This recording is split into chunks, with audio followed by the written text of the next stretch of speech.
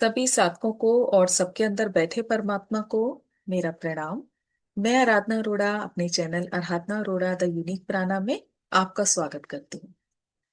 और आज के सेशन की शुरुआत करते हैं कि हम अपने अंदर अपार संभावनाएं लेकर आए हैं, लेकिन हम दुनिया के माया जाल में इतना फंस जाते हैं कि हमारे अंदर जो शक्तियां हैं वो हमें दिखाई नहीं देती। तो फिर से एक छोटी सी कोशिश है कि आपके अंदर अवेयरनेस जागे, आप अवेयर हो और आगे की तरफ बढ़े। और जो भी आप कर्मा क्रिएट करते हैं उन्हें पूरी अवेयरनेस के साथ करें। तो छोटा सा सेशन है, आप जरूर सुने और सेशन अच्छा लगे तो इसे अन्य साथों के साथ भी शेयर करना। तो आइए सुनते हैं। अब कृष्ण अवतार हैं तो उनके अंदर ही ब्रह्मांड बसा है, ऐसा नहीं है। जो ब्रह्मांड बाहर है वो हमारे अंदर भी है।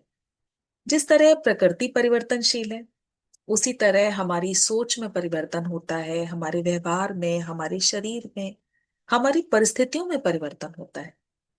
जिस तरह ब्रह्मांड में कुछ चीजें बिल्कुल अडग हैं, हमारे साथ भी कुछ चीजें अडग हैं। जैसे जीवन मृत्यु हो गई, हमारी हमारे बिलीफ सिस्टम हो गए, हमारी परंपराएं हो गई जो पूरी तरह से अडिग हैं, जिन्हें हम फॉलो करते हैं।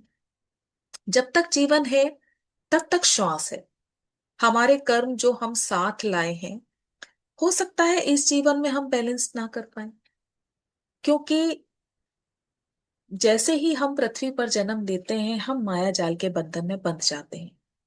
और जो कर्म हम लेकर आए थे, बल्कि उनको संवारने की बजाय उनको और बिगाड़ देते हैं, नए कर्म क्रिएट कर लेते हैं।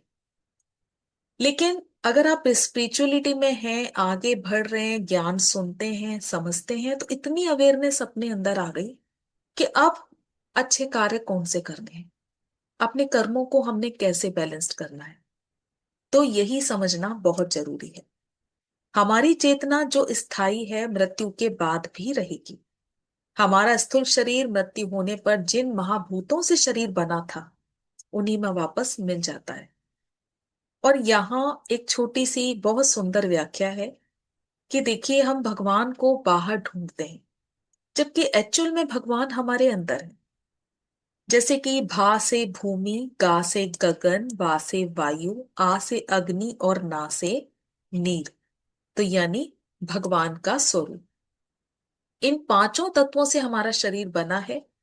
जहां से हम आए थे वापस उसी में मिल जाएंगे। अब देवता तो हैं उच्च श्रेणी के, तो वो अग्नि के अधीन है। मनुष्य और जानवर पृथ्वी के अधीन है, पृथ्वी पर रहते हैं। पक्षी वायु के अधीन है। तो हमारा शरीर जब खत्म होगा तो इन्हीं पंच तत्वों में विलीन हो जाएगा। अब बचा हमारा सूक्ष्म शरीर, जो तीन कोशों से मिलकर बना है। अब इसको थोड़ा सा डिस्क्राइब किया है मैंने। जैसे प्राणमय कोश, मनोमय कोश, विज्ञानमय कोश। और इनके भाग हैं जैसे पांच कर्मेंद्रियां, आप जानते हैं, हाथ, पैर, मुख, जननांग और गुदा। पांच हमारी ज्ञानेंद्रियां, आंख, नाक, कान, जीव और त्वचा।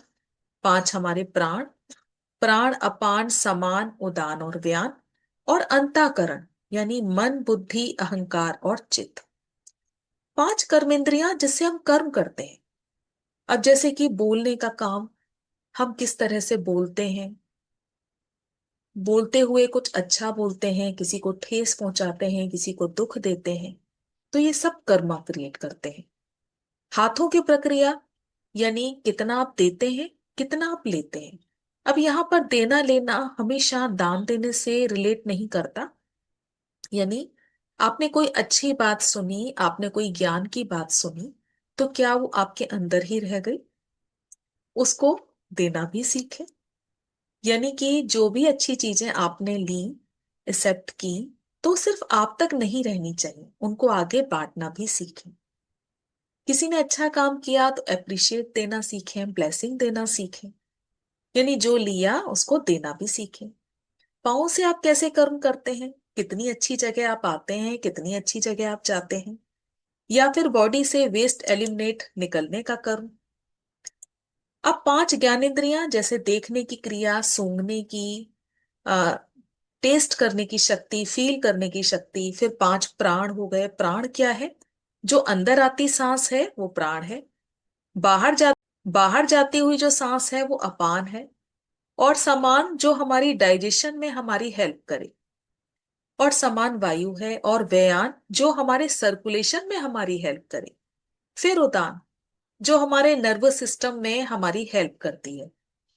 तो स्थूल शरीर तो अंत में मृत्यु को प्राप्त हो गया, पर जो लिंग शरीर है जिसमें कर्मेंद्रियां हैं, कि आपने कैसे कर्म किए, अपनी इंद्रियों से आप कैसे बोले, कैसा सोचा, हाथों पैरों की कैसी गतिविधि की, इवन सेक्सुअल ऑर्गन से किस तरह के कर्म क्रिएट किए, सेक्सुअलिटी में कहां तक आप इन्वॉल्व हुए, कितने आपने मल्टीपल पार्टनर्स बनाए, तो ये सब कर्म क्रिएट करेंगे।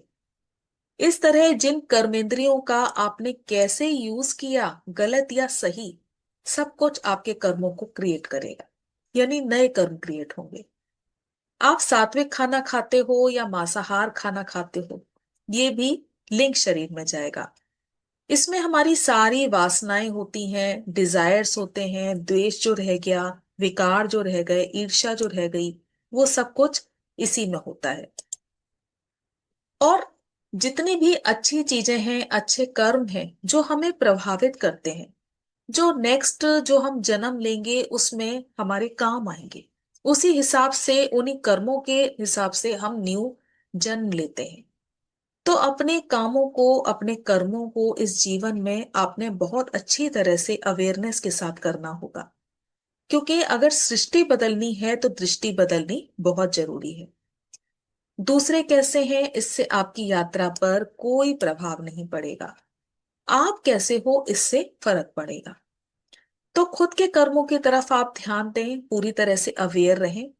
जो ऊर्जा अभी आपके अंदर है, आप यकीन माने वही सेम ऊर्जा ट्रांसफर हो जाएगी आपके अगले जीवन। तो क्यों ना अभी अवेयरनेस के साथ अपने अंदर चेंजेस किए जाएं। यानी जितना मैंने आपको बताया कि बोलना कैसा होना चाहिए, देना लेना कैसा होना चाहिए, चलना कैसा होना चाहिए, और आपकी एक्टिविटी, आपके सोचने का ढंग, ये सब कैसा होना चाहिए, तो इस पर काम करना बहुत जरूरी है। और अपनी ऊर्जा को ऊपर बढ़ाएं, ऊपर की तरफ बढ़ाएं, क्योंकि इससे आपको जो आपके अगले जीवन है उसमें बहुत अ, जो उन्नति है वो मिलती है, हम आगे की तरफ बढ़ते हैं। तो बोलने में, रहने सहन के व्यवहार में, अपनी एक्टिविटी में, जीते जी ये सारे सुधार लेकर आए। तो मुझे पूरी उम्मीद है आप सेशन को बहुत अच्छे से समझे होंगे। आज के लिए बस इतना ही। बहुत बहुत धन्यवाद आप सभी का।